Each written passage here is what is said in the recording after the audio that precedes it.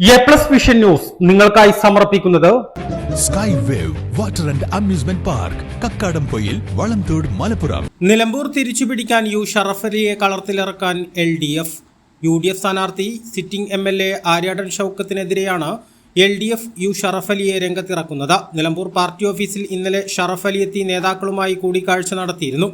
ജില്ലാ സെക്രട്ടറി ഉൾപ്പെടെയുള്ള നേതാക്കളുടെ സാന്നിധ്യത്തിലാണ് കൂടിക്കാഴ്ച നടന്നത്. മണ്ഡലത്തിന് പുറത്തുനിന്നും പൊതുസ്വതന്ത്രൻ എന്ന പതിവ് ശൈലിയുടെ ആവർത്തനവുമായി CPM പ്രാദേശിക നേതൃത്വത്തിന്റെ പരിഗണനയിൽ ഉണ്ടായിരുന്ന പ്രൊഫസർ M. തോമസ് മാത്യു 2016 ശേഷം വീണ്ടും തഴയപ്പെട്ടു. രാഷ്ട്രീയ രംഗത്ത് സജീവമല്ലാത്ത യു ഷറഫലിയുടെ സ്ഥാനാർത്ഥിത്വത്തിൽ LDFിലെ ചില ഘടകകക്ഷികൾക്കുൾപ്പെടെ നിരാശയുണ്ട്. യു ഷറഫലിക്ക് സ്ഥാനാർത്ഥിത്വം നൽകാനുള്ള തീരുമാനത്തിന് പിന്നിൽ CPM പോളിറ്റ് ബ്യൂറോ അംഗം A. വിജയരാഘവന്റെ പങ്കാണ് നിർണായകമായത്. 2016 PV അൻവറിലേക്ക് അവസാന നിമിഷം സ്ഥാനാർത്ഥിത്വം എത്തിച്ചതിൽ A. വിജയരാഘവൻ തന്നെയായിരുന്നു ചരട് വലിച്ചത്. 1996ലും 2011ലും ആര്യാടൻ മുഹമ്മദിനെതിരെ കടുത്ത പോരാട്ടം നടത്തി ഭൂരിപക്ഷം 6000-ന് താഴേക്ക് എത്തിച്ച പ്രൊഫസർ M. തോമസ് മാത്യുവിനെ പിന്തള്ളിയാണ് അന്ന് അൻവറിന് സ്ഥാനാർത്ഥിത്വം നൽകിയത്. ഒരിക്കൽ കൂടി തോമസ് മാത്യുവിനെ പോരാട്ടത്തിനിറക്കണമെന്ന ചർച്ചകൾ സജീവമായി നിലനിൽക്കെയാണ് സംസ്ഥാന സ്പോർട്സ് കൗൺസിൽ അധ്യക്ഷനും മുൻ ദേശീയ ഫുട്ബോൾ താരവുമായ യു ഷറഫലിയെ കളത്തിറക്കാൻ CPMഉം തയ്യാറായത്. CPM സംസ്ഥാന സെക്രട്ടേറിയറ്റ് അംഗം M. സ്വരാജ് 11,000-ലേറെ വോട്ടുകൾക്ക് തോറ്റ നിലമ്പൂർ മണ്ഡലത്തിൽ യു ഷറഫലിയെ പോലെ സജീവ രാഷ്ട്രീയത്തിൽ ഇല്ലാത്ത ഒരാളെ രംഗത്തിറക്കിയാൽ എങ്ങനെ വിജയിക്കുമെന്ന ചോദ്യവും ഉയരുന്നുണ്ട്. എന്നാൽ 2016 PV അൻവർ നേടിയ അട്ടിമറി വിജയം യു ഷറഫലിക്ക് 2026 ആവർത്തിക്കാൻ കഴിയുമെന്ന പ്രതീക്ഷയിലാണ് CPM സംസ്ഥാന നേതൃത്വം. ഇന്നലെ നിലമ്പൂരിലെ പാർട്ടി ഓഫീസിലെത്തിയ യു ഷറഫലി തന്റെ പോരാട്ടത്തിന് തുടക്കം കുറിച്ചു കഴിഞ്ഞു.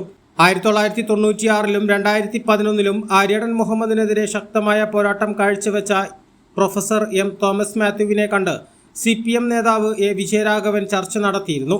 3 നിർദ്ദേശങ്ങൾ അന്ന് തോമസ് മാത്യു മുന്നോട്ട് വെക്കുകയും ചെയ്തിരുന്നു. ക്രൈസ്തവ വോട്ടുകൾ നിലമ്പൂർ മണ്ഡലത്തിൽ നിർണായകമാണ്. എന്നാൽ ഇക്കുറി 16 നിയമസഭാ മണ്ഡലങ്ങളുള്ള മലപ്പുറം ജില്ലയിൽ UDFും LDFും ക്രൈസ്തവ വിഭാഗത്തിന് ഒരു സീറ്റ് പോലും നൽകിയിട്ടില്ല.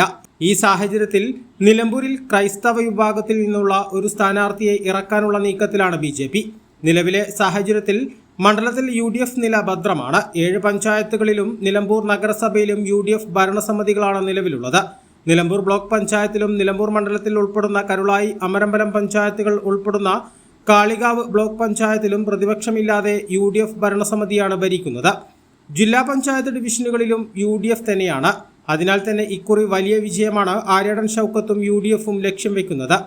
രാഷ്ട്രീയത്തിൽ അത്ര സജീവമല്ലാത്ത ഷറഫലിക്ക് UDFിലെയും കോൺഗ്രസിലെയും ഒരു വിഭാഗത്തിന്റെ വോട്ട് ഉറപ്പിക്കാൻ കഴിയുമെന്നും നിലമ്പൂർ മണ്ഡലത്തിൽ നിലവിൽ ഇടതുപക്ഷത്തിന് അനുകൂല സാഹചര്യമുണ്ടെന്നും PV അൻവർ പിടിച്ച UDF LDF വിരുദ്ധ വോട്ടുകൾ ഷറഫലിക്ക് നേടാനാകുമെന്ന പ്രതീക്ഷയുമാണ് ഷറഫലിയെ രംഗത്തിറക്കാൻ നേതൃത്വം തീരുമാനിച്ചിട്ടുള്ളത്.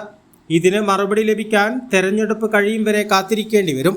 A+ vision Nilambur.